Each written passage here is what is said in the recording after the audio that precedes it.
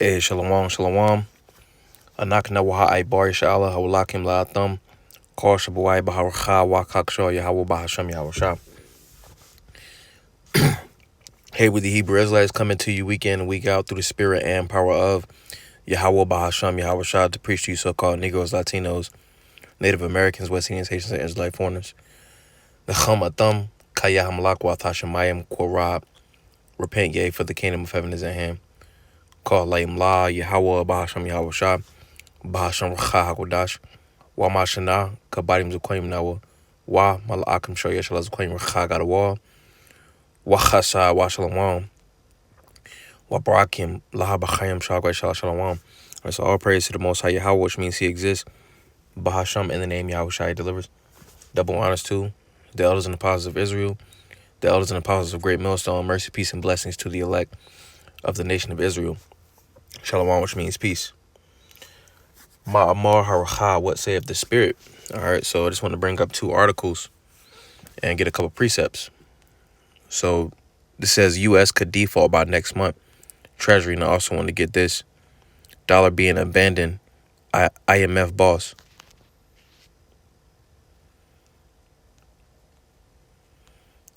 It says U.S. Treasury Secretary Janet Yellen warned on Monday that the federal government could run short of cash to pay its bills as soon as next month without a debt limit increase. After reviewing recent federal tax receipts, our best estimate is that we will be unable to continue to satisfy all the government's obligations by early June, and potentially as early as June 1st, if Congress does not raise or suspend the debt limit before that time. Yellen wrote in a letter to House Senate leaders. She urged congressional leaders to protect the full faith and credit of the United States by acting as soon as possible.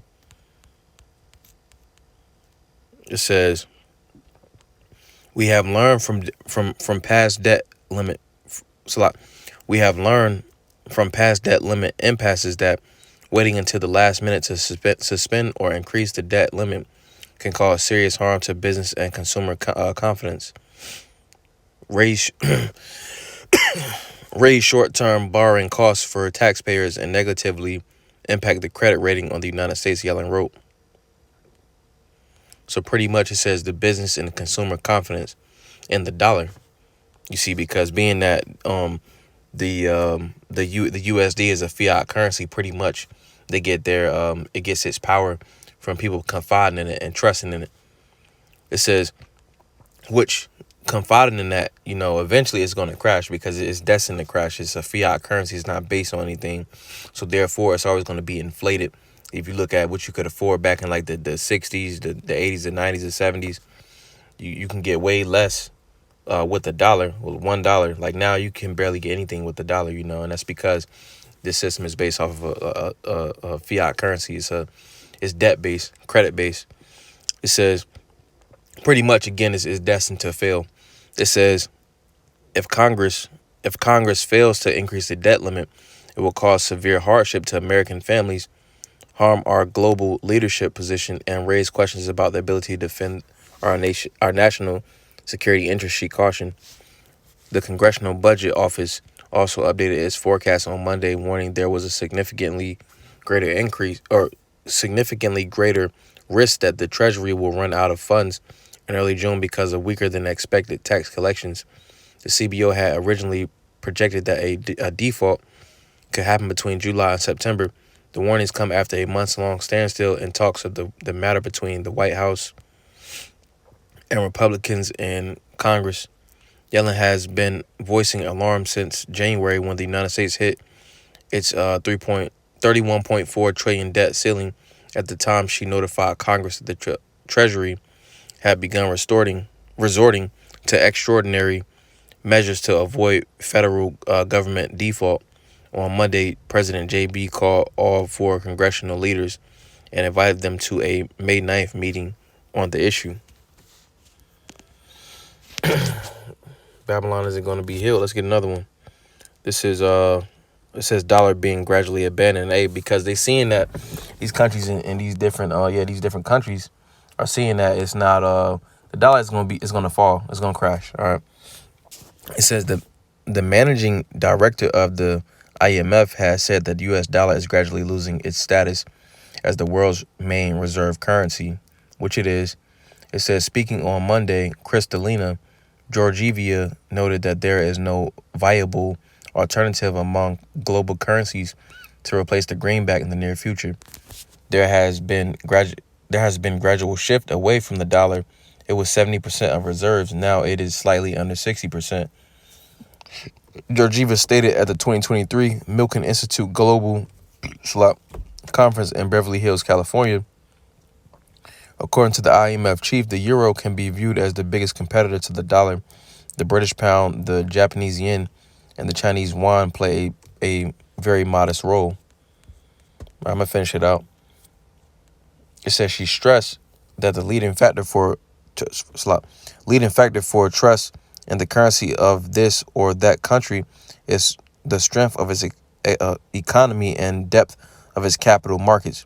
I'm going to read it back. She stressed that the leading factor for trust in the currency. So we saw the word trust and we saw confide. All right, in the other article, trust and confide pretty much means batak. You see, where you feel safe.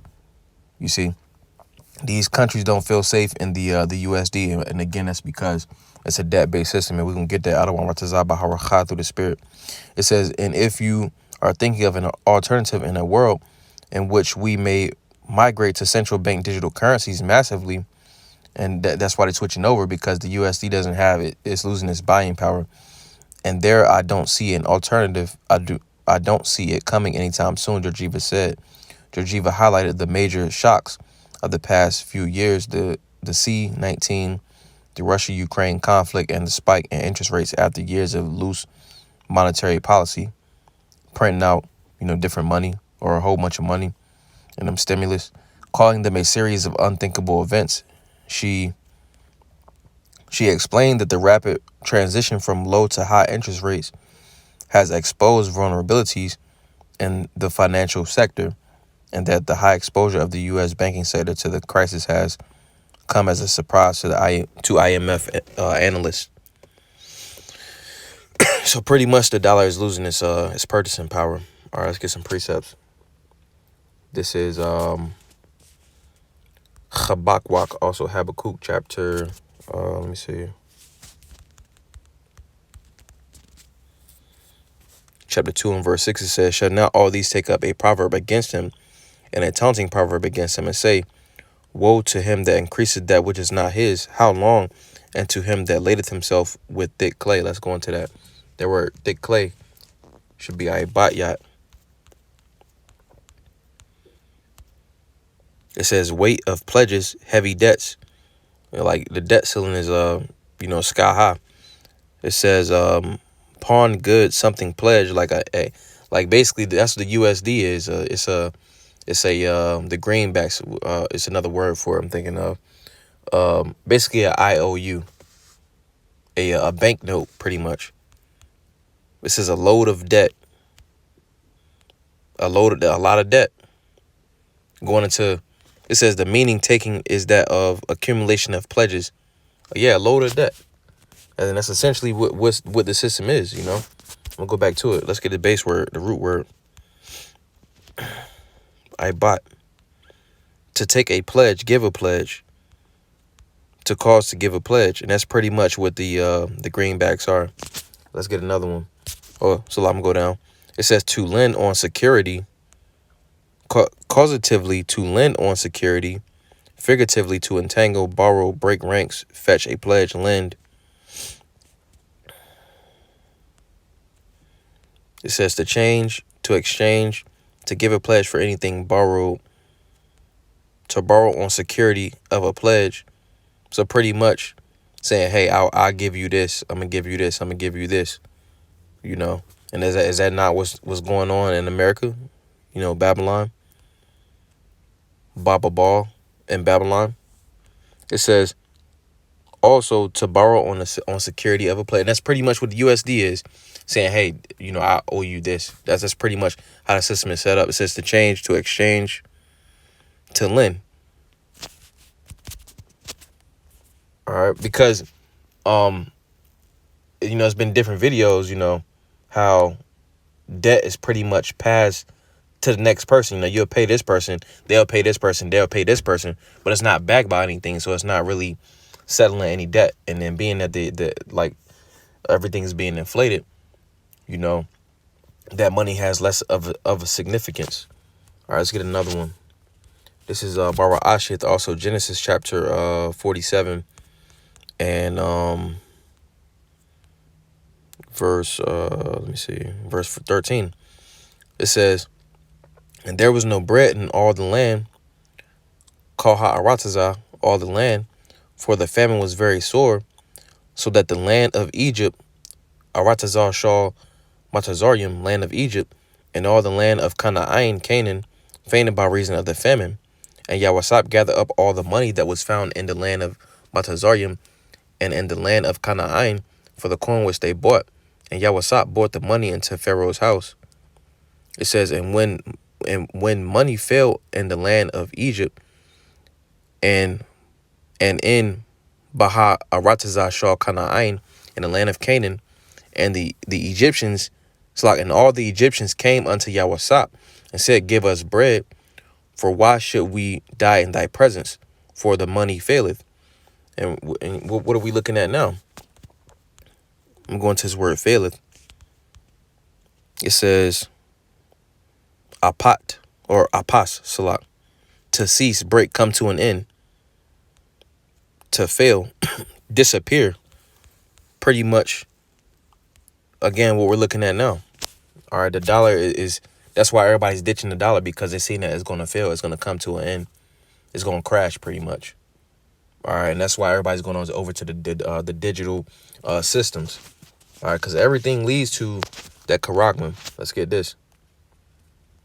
So I'm gonna get this first. This is Isaiah chapter 36 and verse 6. It says, "Lo, thou trustest in the staff of this broken reed on Egypt." Going back to the word trust. That article said confidence. The other article said trust. Which is spiritual, because you got people that put their trust into confide in these fiat currencies in the ways of Babylon. You see, they trust in their money. "Lo, thou trustest in the staff of this broken reed on Egypt, Montazarium," all right, which represents spiritual bondage.